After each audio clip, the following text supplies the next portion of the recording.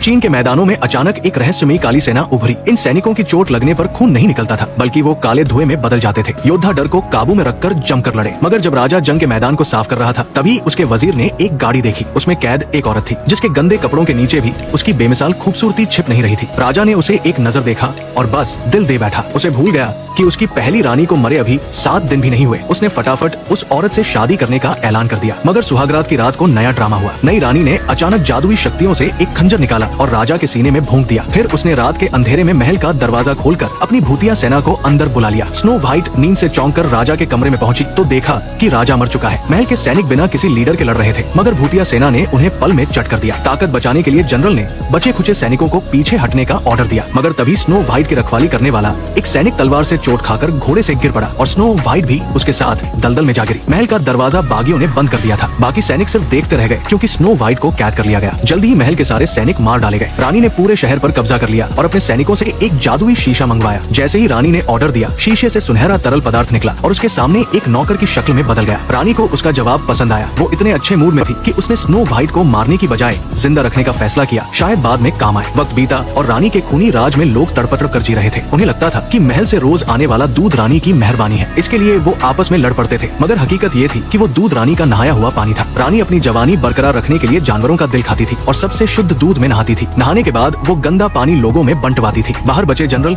और उसके सैनिक चुपके चुपके ताकत जमा रहे थे ताकि महल वापस ले सके, मगर उनकी छोटी मोटी कोशिशें रानी के राज को हिला न सकी। जल्दी ही 2 बागी जो खाने की चीजें चुरा रहे थे पकड़े गए। रानी ने उनमें से एक जवान लड़के को देखा और उसे अपने हरम में शामिल करने का ख्याल आया, मगर उस लड़के ने, जो शायद कभी ढंग का खाना भी नहीं खाया था, रानी का ऑफर ठुकरा दिया। उसने मौका देखकर रानी पर चाकू से हमला कर दिया, मगर आम हथियार से रानी का कुछ नहीं बिगड़ा। उल्टा वो गुस्से में आग बुला हो गई। रानी ने लड़के को पकड़ लिया और अपने जादुई पंजों से उसका दिल चीर कर निकाल लिया। उसने बूले बागी को जिंदा छोड़ दिया और जनरल को धमकी भेजी, अगर उसने सरेंडर नहीं किया तो उसका पूरा कबीला तबाह हो जाएगा। फिर वो वापस अपने महल लौटी। शीशे के सामने खड़ी रानी थोड़ी थकीत की लग रही थी। जाहिर है उस लड़के का वार उसे चोटिल कर गया था। उसकी खूबसूरती भी अब उतनी नहीं रही। उसके भाई ने कहा, फिक्र मत कर, मैंने जहर तैयार कर लिया है। रानी ने पास खड़ी एक जवान लड़की की ओर देखा और मुस्कुराई। फिर उसने फटाफट उसका गला दबा दिया।